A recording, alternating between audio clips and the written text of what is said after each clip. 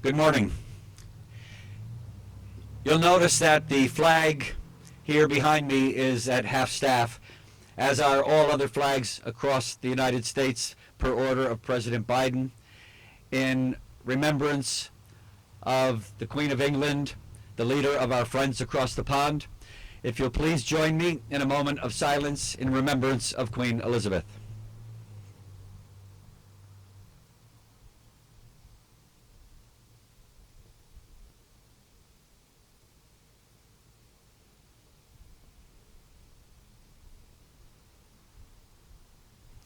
Thank you. Honor Guard, if you will post the colors, please.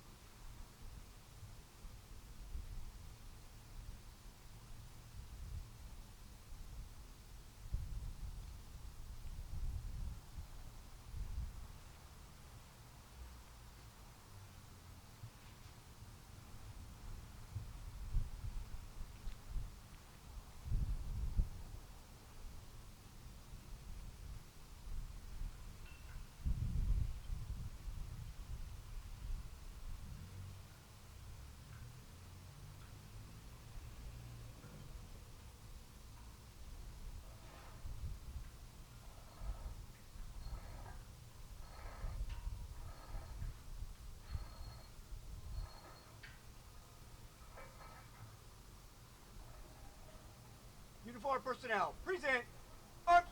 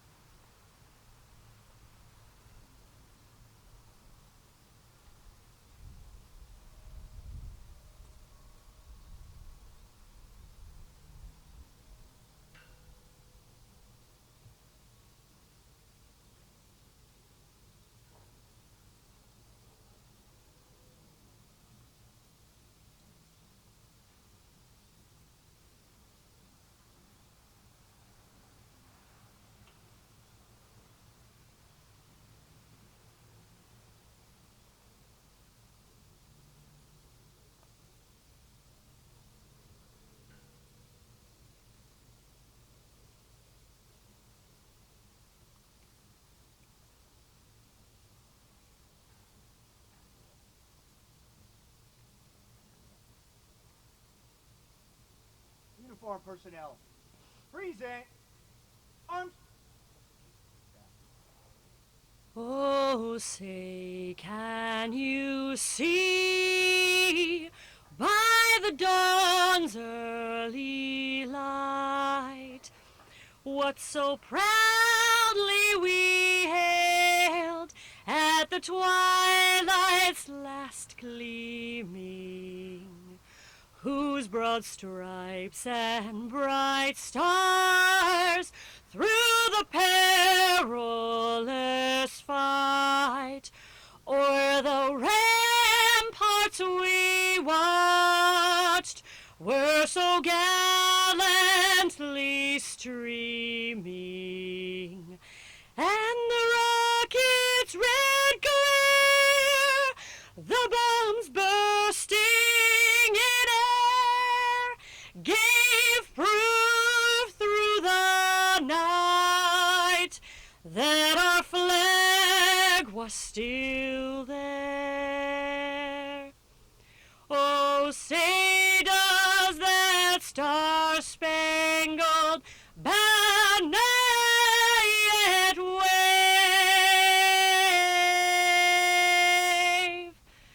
o'er the land of the free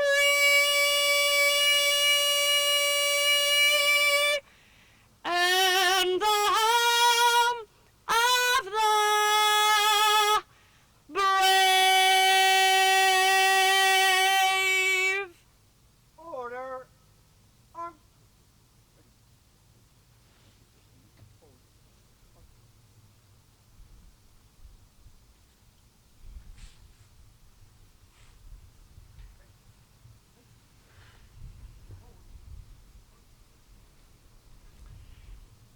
Reverend Tamara Moreland, would you please come forward for the invocation?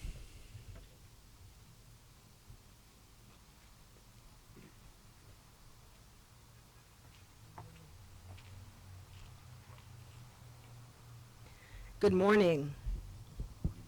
I'm honored to be here to participate today as the senior pastor of the First Congregational Church on the Green that was established in 1652, as this town was established in 1651. So it's an honor to continue to be part of this great community.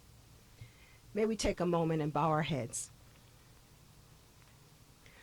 Dear God, we gather this morning in Norwalk, Connecticut, representing a piece in the fabric of these United States of America. We gather over 2 decades later to press our faces to the portal of time to again pray. To pray as a people united, but nevertheless still healing, recovering, recuperating from jet-fueled international terrorism that rocked our very existence on September 11th, 2001. Another day in this country's history which shall live long in infamy. Lord, many of us watched in horror as nearly 3,000 people were left dead in New York City, Washington, D.C., and Shanksville, Pennsylvania. We will never forget that day as planes crashed and buildings crumbled and lives were taken. These ash-covered scenes are etched in our memories forever. We, O God, are a people of many faiths and traditions, seeking to live in this world together. May hatred subside. May evil be eradicated. May we learn from these atrocities that they might be prevented today and tomorrow. May we, as our children have just returned to school, set a better example for them so they can grow up without fear and work for righteousness for all of humanity. We mourn those this day whose lives were lost, and for the rest of us who lost a piece of our souls that day. Let us never forget, but let us move from complacency to action. Let us be peacemakers. Let us stand up for truth and accountability, first in our own town of Norwalk, and then in our neighboring cities and towns around the country and the world. Let us declare not on our watch, as we join together in unity and in unison, as one people, indivisible, with liberty and justice for all. Amen.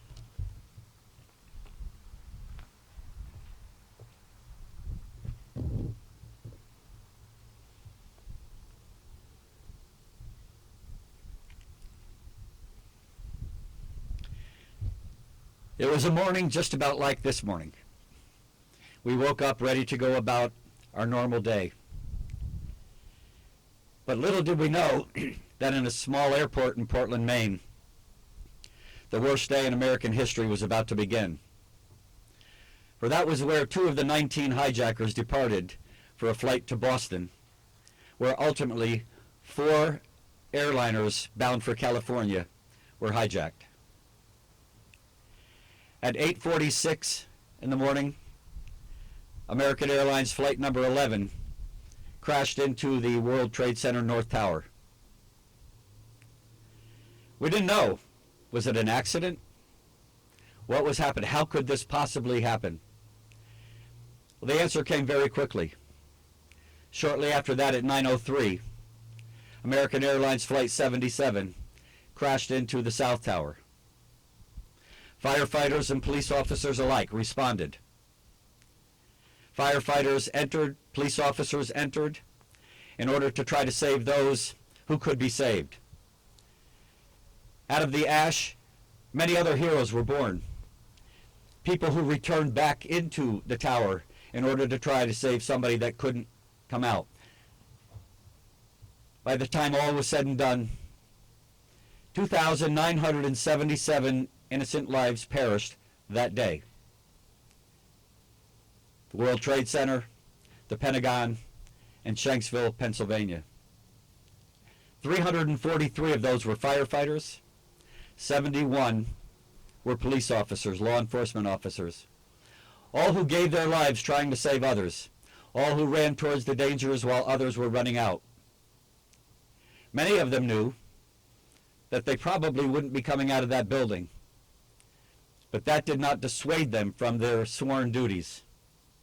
They willingly gave up their lives to try and save people that they have never met before. That's what the oath of office for firefighters and police officers demand that they do. The terrorists that day felt that they had knocked America down. It was a punch to the gut, certainly. Knocked us to our knees. We were confused. How could this happen in our country? But we got up quickly. We got up with a greater resolve than ever before. A resolve to never let this happen again.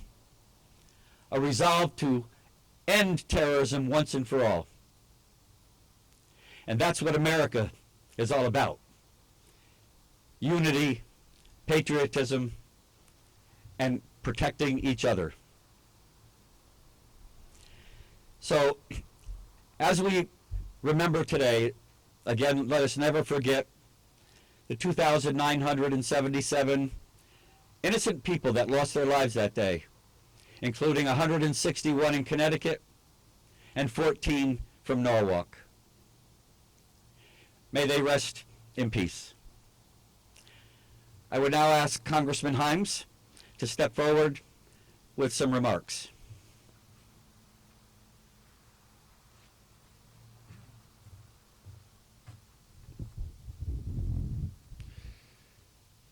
Thank you, Mayor. Thank you all for coming out this morning. Thank you to my fellow elected officials, our Senate Majority Leader, members of the Council, the Board of Education, our Mayor, so many others who are coming together with all of you to remember what happened 21 years ago.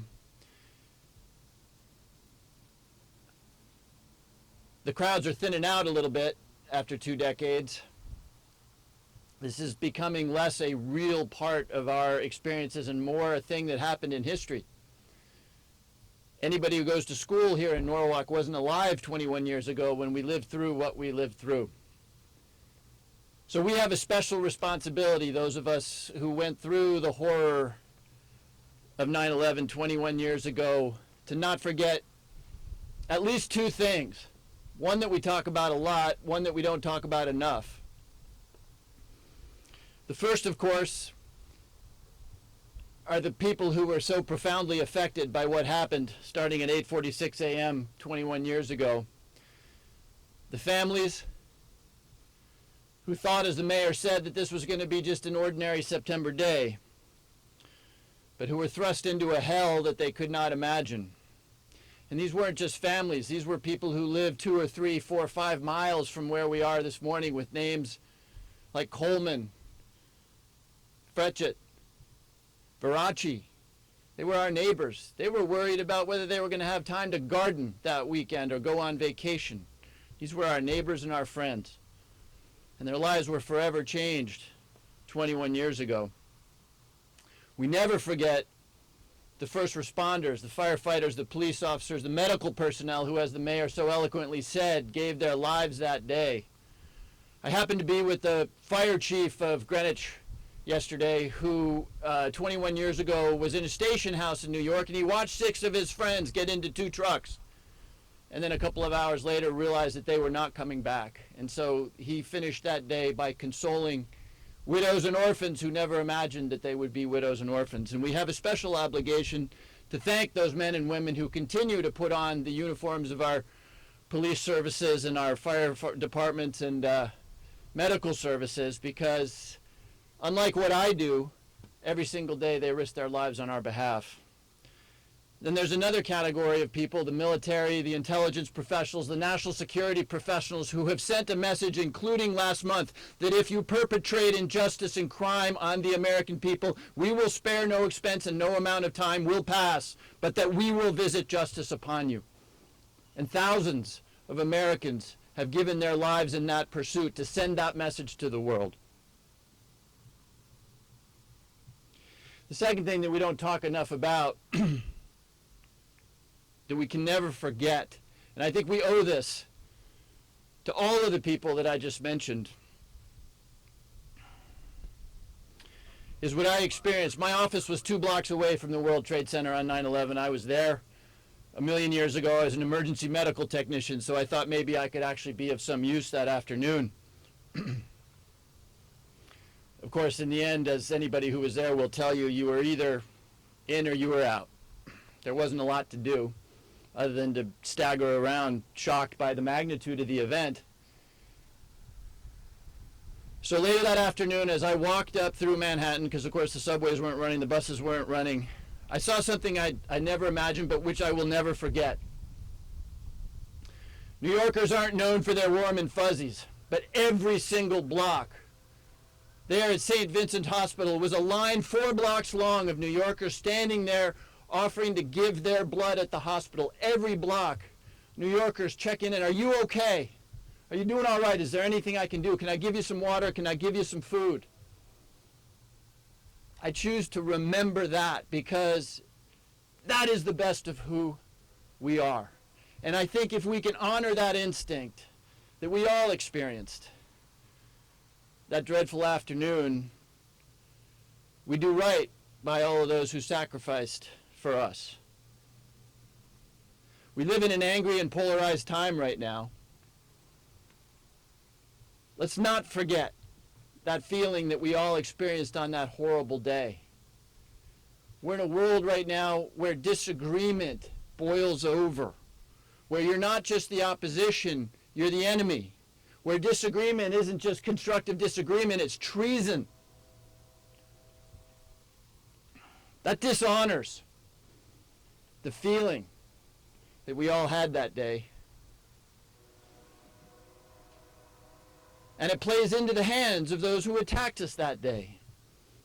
The truth is, they attacked us for one reason and one reason only, which is that in our hearts, in our Constitution, and in the flag that flies behind me, We are dedicated to the ideas of freedom and liberty and the dignity of each individual. And I can't help but think that if I could talk to my friend Fred Veracci, who we lost that day, from his perspective today, he would say, don't forget that. That's why they attacked us. And I think one of the ways we can honor them and honor our uniformed personnel and honor those who gave their lives to visit justice to the people who did this to us is to never forget that it is what unites us and the values that we care about that caused that attack, and it is up to each and every one of us to continue to steward those values in their memory. Thank you. Thank you, Congressman Himes. At this time, as you'll notice, that the 9/11 memorial that was at Vets Park near the water is now located behind me. While it was there, very few people knew it was there, very few people saw it. So it was moved here so that more people will know about it, more people can look at it, more people can come and sit in solitude with the people whose names appear on this monument. We would now have our council people come forward and read the names of those from Norwalk who perished, followed by the ringing of the bell from the Norwalk Police Department. Then the honor guard will fire a volley and taps will be played.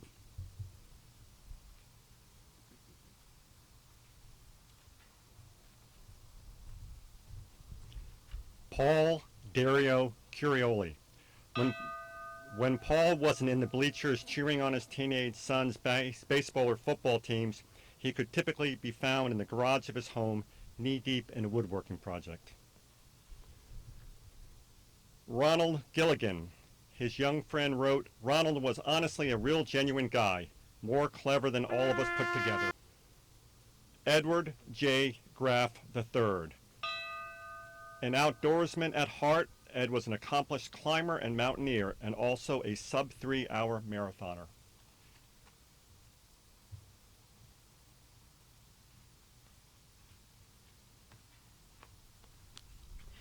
William C. Hunt. Bill had a work hard, play hard attitude about life. He loved boating, skiing, traveling, and cooking, but most of all, he loved being with his family. Thomas E. Hines. Tom was a great person and always wanted to be where everyone was, always ready to make people laugh and just feel good. Adam J. Lewis. Adam's life was enhanced by hard work, perseverance, and his commitment to high-quality education opportunities. To give back to the community and in honor of Adam's life and passion for education, Adam J. Lewis Academy was founded in his memory.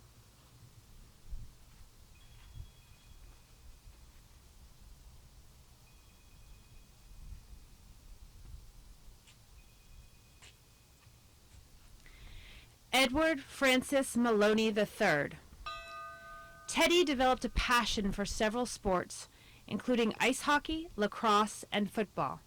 He practiced for a time with his beloved New York Rangers. Cesar A. Murillo. Cesar was a 31-year-old Colombian native who grew up in Norwalk and made his home here until the year 2000, when he and his wife moved to New York. Robert Walter Noonan. A Rowayton resident, Robbie is remembered each evening by his son Chance while picking out his father's star in the heavens.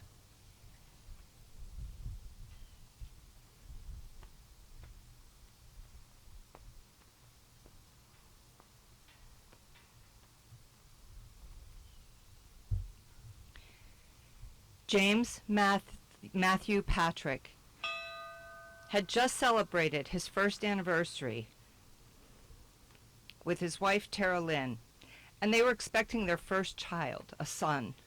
He was very excited about the baby.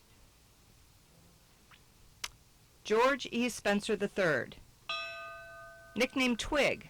He was an outdoorsman who loved biking, climbing, and sailing. Derek James Statkevicius. Derek always had a way of bringing joy and laughter to everyone he met, even into the most mundane of conversations. People loved him.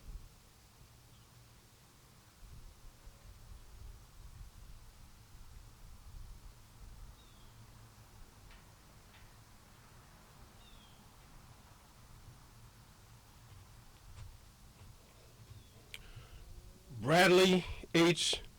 Thaddeus. Bradley loved to fish, ride jet skis, and play weekend baseball. His dad said he achieved a lot in his 37 years, and no one gave him anything. He ate a lot of spaghetti in college. What a great son he was. John Bentley Works. John always had his nose in the book. His family was in the process of building a house in Rowayton, Connecticut, to house all those books, as well as their 3-year-old daughter, Allison. John would climb a ladder to the 3rd floor of the house where it was being built and look out and see the beautiful view of Long Island Sound. That floor was going to be his library.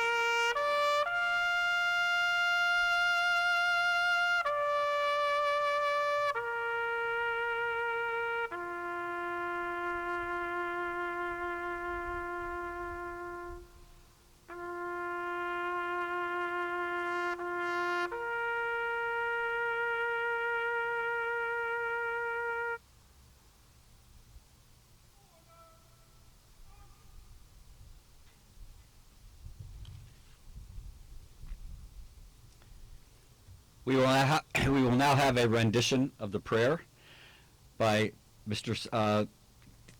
Norwalk Police Detective Christina Lepak.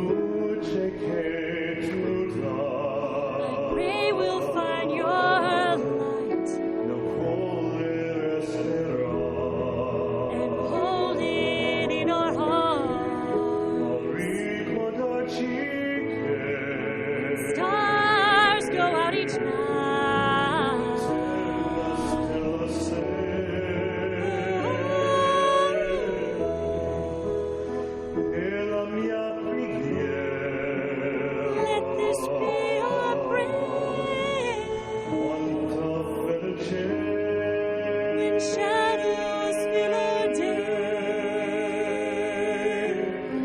Lead us to a place. Guide us with your grace. Give us faith so we'll be saved.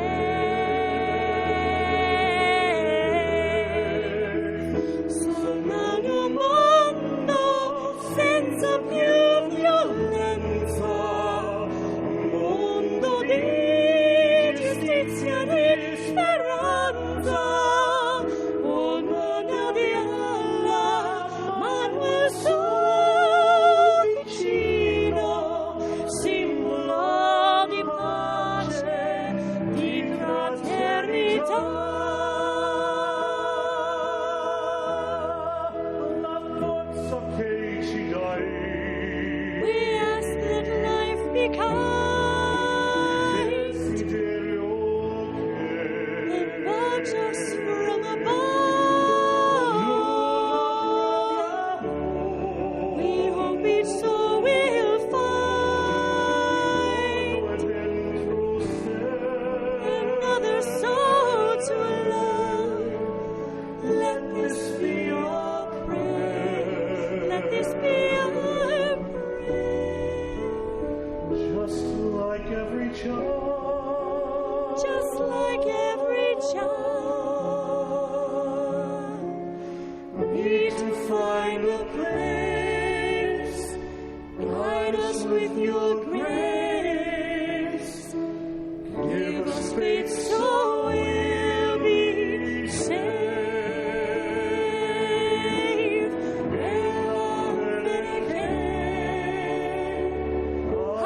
Ci sono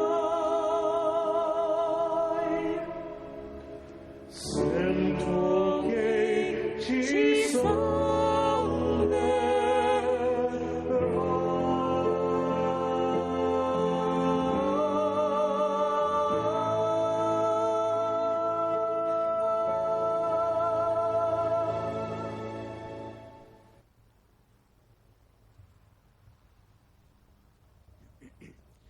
Thank you, Detective Lepak. Next, we'll have Mr. Jonathan Peters to sing You'll Never Walk Alone.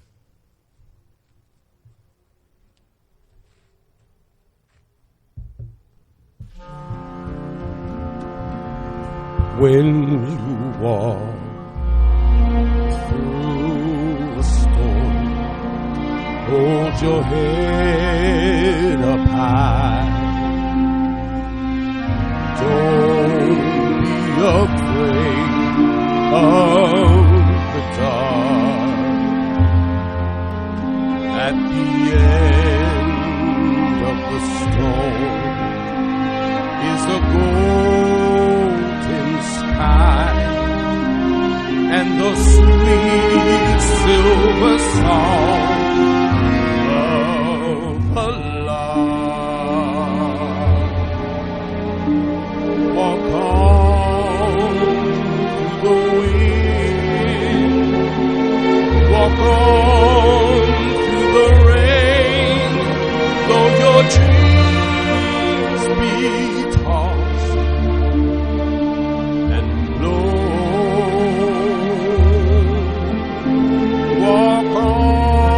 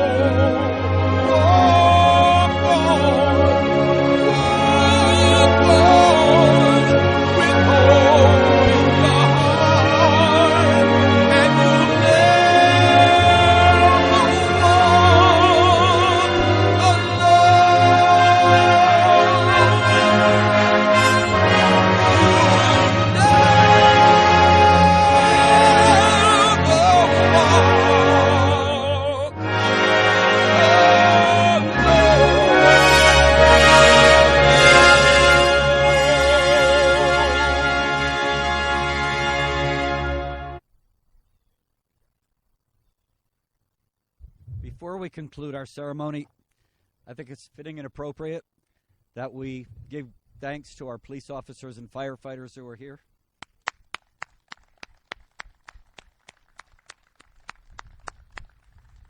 And for that matter, police officers and firefighters across the nation. I'd like to also thank, and it's now time to give a round of applause to Detective Lepak and Mr. Peters for their wonderful rendition.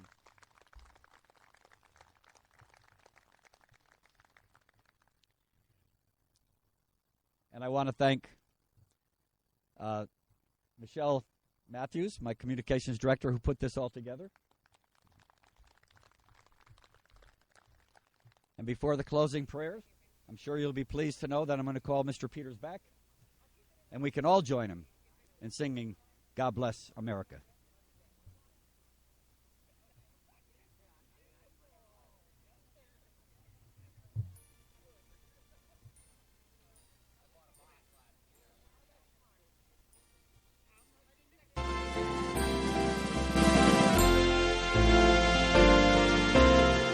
God bless America,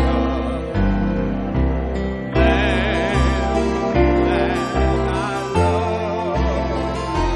Stand beside her and guide her through the night with light from the mountains to the prairies. The ocean white with gold. God bless America, my home sweet home. God bless America, my home sweet home.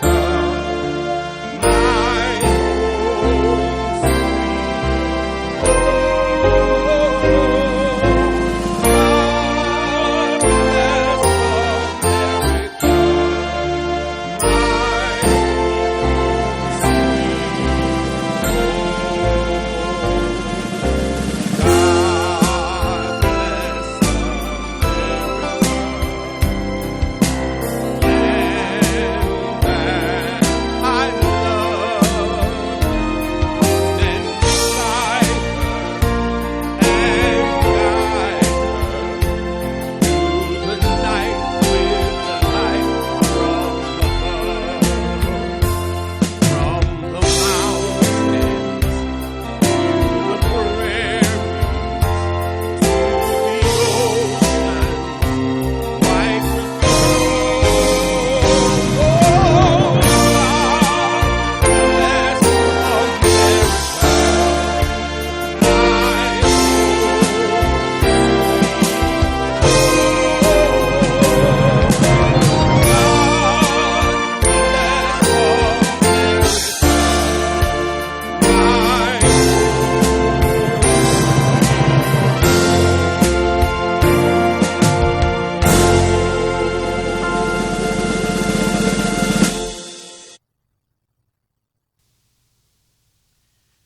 Thank you, and thank you, Senator Duff, for joining us today as well. And now I'd like to have the Reverend come up and issue for the benediction.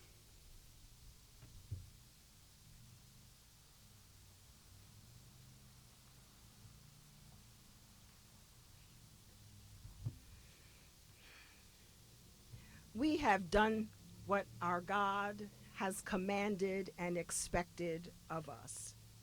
And so as we now leave this place, but never do we leave God's presence, the God known by many names. So please stand with, O God, by and for us, as this day beckons us to go and love kindness and do justice and walk humbly with our God. May you be at peace.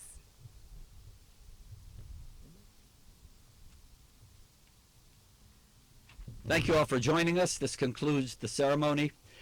Let us all commit to make sure that this happens every single year, that those coming behind us will follow us and honor these people who perished needlessly on 9/11. And please be sure to visit the memorial behind me. I want to thank Candide Landscaping for moving it for us. from Vets Park. I think it's a much more appropriate place here. So thank you all. God bless you all, and God bless this amazing nation we so proudly call the United States of America. Thank you.